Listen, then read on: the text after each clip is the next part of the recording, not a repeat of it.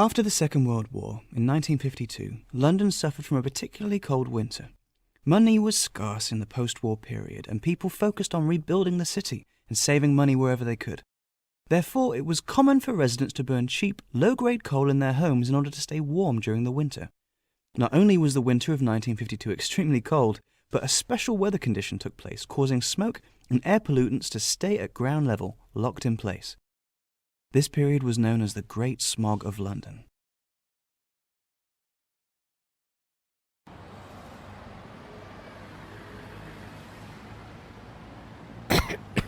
The events of the London smog led to the implementation of the Clean Air Act in 1956. Smoke-free zones were established, and the burning of coal was restricted dramatically.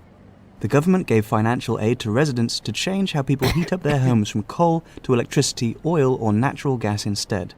This dramatically improved the public health of London residents and was a major event for the future of environmentalism.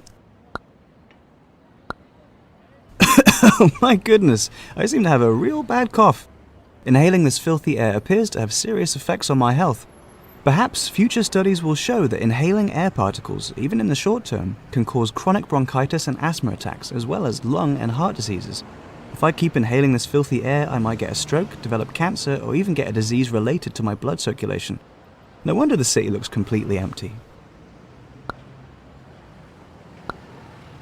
During the 20th century, most of Europe was plagued by widespread acid rain due to air pollution. This destroyed plant life, crops, contaminated drinking water, and was toxic to humans.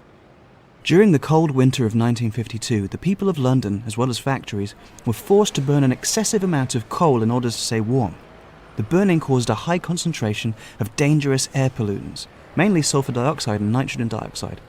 Besides being toxic to humans, these chemical compounds, when released into the air, can cause acidic rain.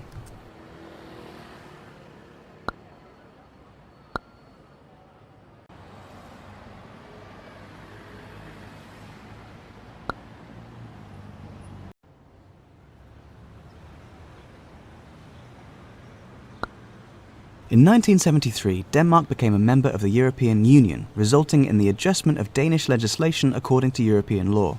In addition to adjusting to European environmental laws, the rising pressure towards environmental awareness from the hippie community of the 1970s led to the establishment of Denmark's first environmental regulation, as well as the Ministry of Environment.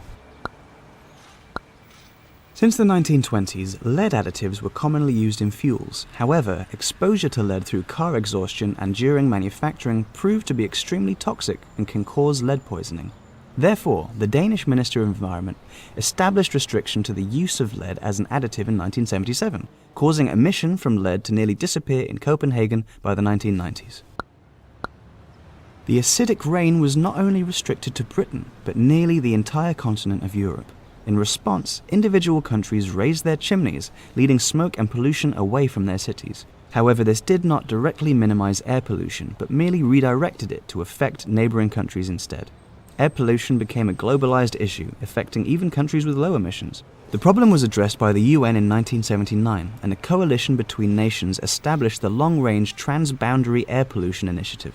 The initiative meant the fight against air pollution became a collective effort, consisting of nations from all over the world.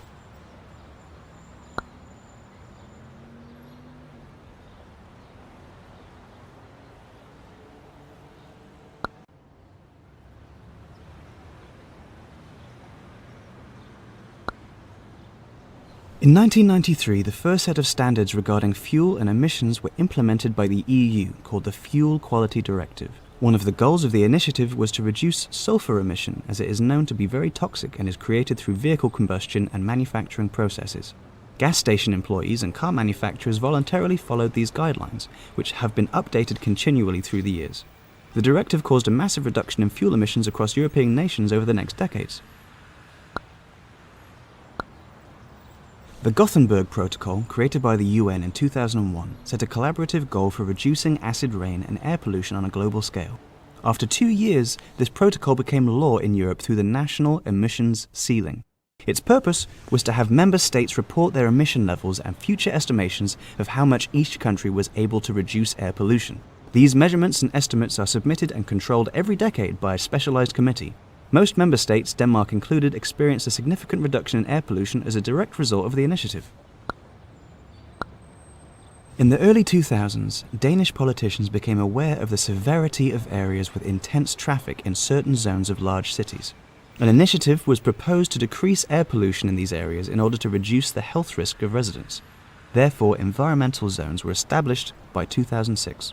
This meant larger vehicles, such as buses or trucks, were required to install particle filters on their exhausts in order to drive in certain areas of Denmark. In addition, the legislation sought to reduce the number of vehicles travelling in highly populated areas. By 2011, particle emission in the environmental zones was reduced by roughly 80% since their establishment.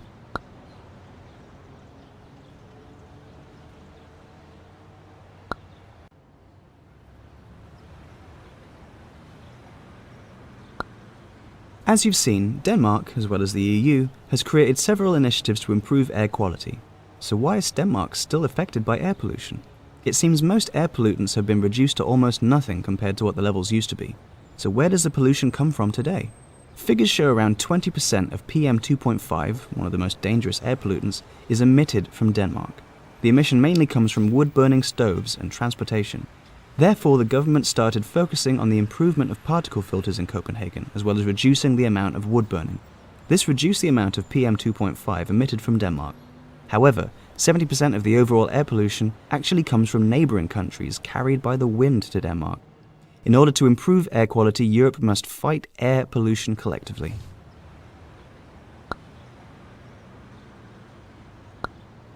Isn't it amazing how much we've reduced this foul pollution?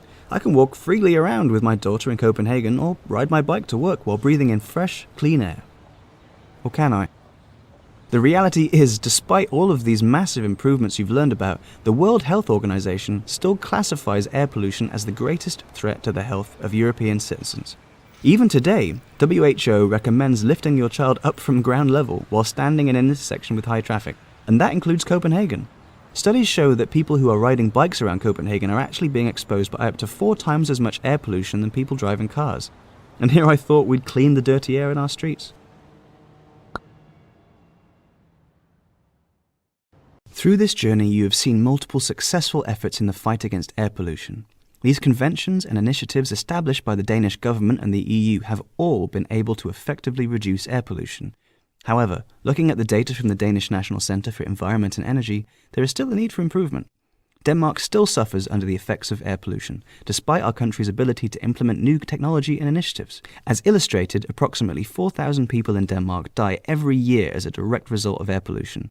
In addition, thousands of children and adults are diagnosed with chronic bronchitis yearly, a severe respiratory condition. In 2019, the Danish government spent approximately 79 billion Danish kroner on air pollution alone. So what happens next? Denmark still has thousands of deaths and spends billions of Danish crowns each year solely as consequences of air pollution. Though the majority of today's air pollution comes from neighbouring countries, there is still hope. As a side effect of the COVID-19 crisis, there has been a substantial decrease in air pollution. The Copernicus satellite, whose purpose is to measure and observe pollution across the globe, has shown drastic changes in air pollution across Europe. Whilst a global pandemic is not the solution for air pollution, it still proves a collaborative effort can have widespread effect on a global scale.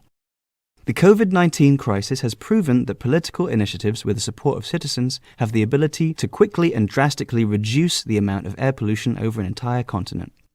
We cannot get out of this crisis with the same levels of pollution. It has to be a green recovery, says Maria Nera, Director of Environment, Climate Change and Health at the World Health Organization.